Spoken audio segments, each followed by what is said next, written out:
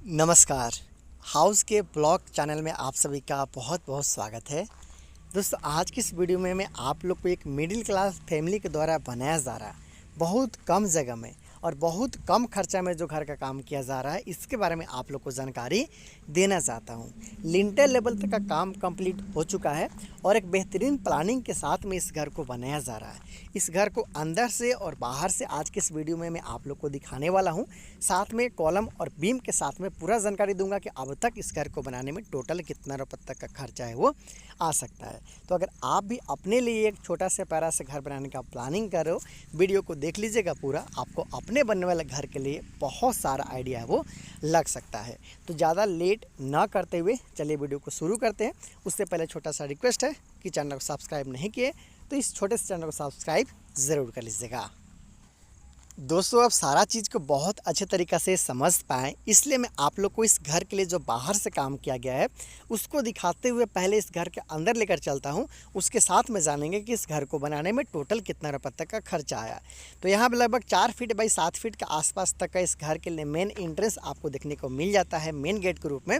और चलिए चलते हैं घर के अंदर, देखते हैं कि किस तरीके से यहाँ पर डिज़ाइन का काम है वो किया जा रहा है। हालाँकि इस घर में आपको 2 बेडरूम के साथ में hall, dining area, kitchen, toilet, bathroom के साथ में काम किया हुआ देखने को मिलेगा।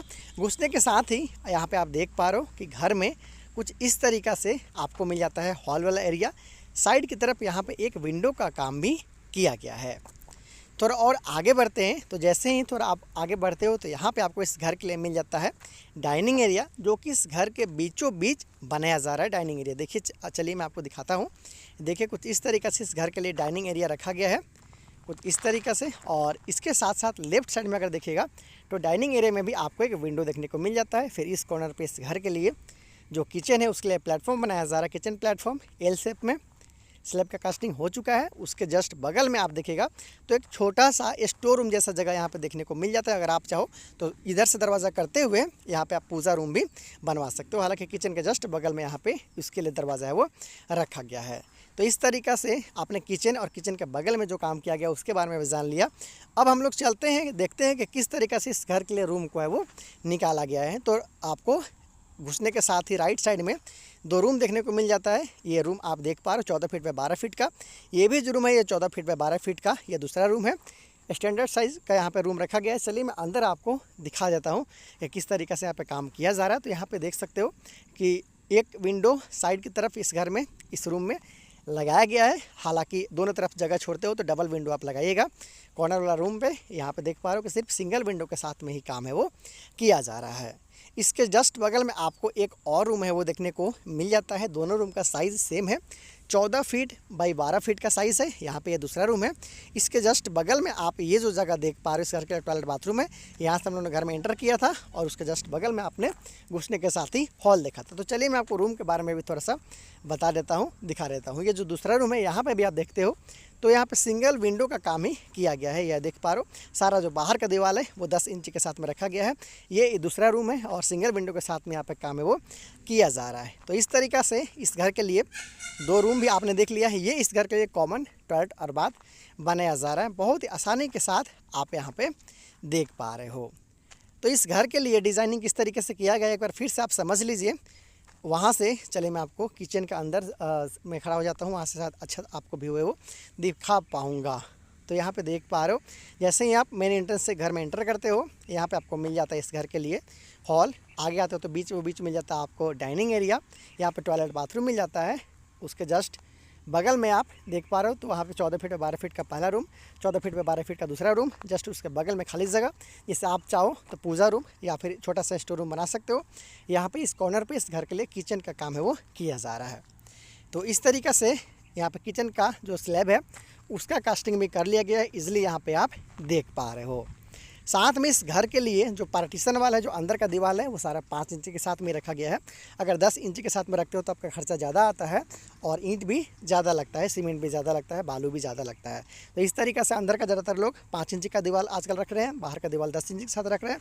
हालाँकि इसके लिए आपको प्रॉपर कॉलम और बीम का भी ध्यान रखना होता है। जैसे कि इस घर के लिए देख पा रहे हो 2 तरह का कॉलम का इस्तेमाल किया जा रहा है। घर के अंदर में ये 9 इंच में 12 इंच के कॉलम है और बाहर में जो कॉलम टू कॉलम का दूरी कम है वहाँ पे 9 इंच बाई 9 इंच का भी कॉलम का इस्तेमाल किया जा रहा है। तो ये 9 इंच बाई 12 इंच की कॉलम जो घर के बीचों बीच देख पा रहे हो, यहाँ पे 6 सरिया का इस्तेमाल किया गया है, आसानी के साथ यहाँ पे आप देख पा रहे हो। तो इस तरीक़ा से जो दूसरा कॉलम है उससे भी आप देख पा रहे हो कि सिर्फ 4 सरिया के साथ में ही काम किया गया है। और इसके साथ साथ फर्श वगैरह बनाने का जो काम है ये आप देख पा रहे हो कि सिर्फ मिट्टी तक का जो भराई तक का काम होता है वहीं तक यहाँ पे कंप्लीट किया गया है। बीम ये देख पा रहे हो 9 इंच बाई 9 इंच का है प्लिंथ बीम, जहाँ के जिसके ऊपर में यहाँ पे ब्रिक वर्क किया गया है। तो इस तरीक़े से घर का जो लिंटल बीम से पहले तक का जुड़ाई का काम है वो कंप्लीट हो चुका है। बहुत ही आसानी के साथ आप यहाँ पे देख पा रहे हैं। दोस्तों अब जान लेते हैं कि इस घर को बनाने में टोटल कितना रुपये तक का खर्चा अब तक आया है और इस घर का साइज़ क्या है। तो इस घर का साइड व्यू आप देख पा रहे हो, ये 30 फीट का रखा गया है और फ्रंट व्यू भी 30 फीट का यहाँ पे रखा गया है, मतलब 900 स्क्वायर फीट में ये बनता हुआ घर है। ये प्लिंथ बीम का साइज़ 9 इंची बाई 9 इंची के आसपास तक रखा गया है, जिसमें 4 सरिया का इस्तेमाल किया जा रहा है 12 mm का। ये जो कॉलम आप देख पा रहे हो जो घर के लिए बाहर का कॉलम है वो सारा कॉलम को 9 इंची बाई 9 इंची का साइज़ में यहाँ पे रखा गया है। वो कॉलम को भी आप देख सकते हो, साइड में भी जो कॉलम है उसको देख सकते हो। हालांकि अंदर में एक 9 इंची बाई 12 इंची का कॉलम लगाया गया था जहाँ पे 6 सरिया का इस्तेमाल किया गया था, जबकि यहाँ 9 इंची बाई 9 इंच का सारा कॉलम में 4 सरिया का इस्तेमाल किया जा रहा है 12 mm का। तो दोस्तों इस बनते हुए घर के लिए जो काम किया गया इसके बारे में तो हम लोगों ने जान लिया है। अब जान लेते हैं कि आखिर इस घर को बनाने में अब तक टोटल कितना रुपये तक का खर्चा है वो आ चुका है। एक बात और क्लियर कर दूं कि जो खर्चा बता रहा हूँ इसमें लेबर कॉस्ट के साथ साथ मटेरियल कॉस्ट को इंक्लूड किया गया। मतलब अब तक का टोटल खर्चा इस 30 फीट बाई 30 फीट मतलब 900 स्क्वायर फीट में बनते हुए घर के लिए जो अब तक टोटल खर्चा आया है वो 2,90,000 रुपये से लेकर 3 लाख के बीच में बताया जा रहा है ठेकेदार के द्वारा। तो अगर आप भी इस तरीक़े से अपने बनने वाले घर के लिए काम करवाने वाले हो या फिर करवा रहे हो तो लिंटर लेवल तक का काम करवाने में आपका 3 लाख के आसपास तक का एस्टिमेशन आपको रखना चाहिए। दोस्तों आज की इस वीडियो में आपने देखा कि लिंटर लेवल तक का घर को किस तरीके से बनाया जाता है और कितना खर्चा आया है। बहुत सारा बनता हुआ घर का डिज़ाइन जैसे कि छत के ढलाई तक, प्लास्टर तक का काम, उसके साथ साथ जो फिनिशिंग तक का काम किया जाता है उस टाइप का बहुत सारा बनता हुआ घर का डिज़ाइन और हर साइज़ का बनता हुआ घर का डिज़ाइन देखने के लिए आप हमारे चैनल को सब्सक्राइब ज़रूर कर लीजिएगा। डेली बेसिस पे यहाँ पे आपको घर बनाने से संबंधित वीडियो पिछले कई महीनों से मिलता आ रहा है और मिलता रहेगा। तो इस छोटे से चैनल को सब्सक्राइब ज़रूर कर लीजिएगा। Thanks for watching, bye bye.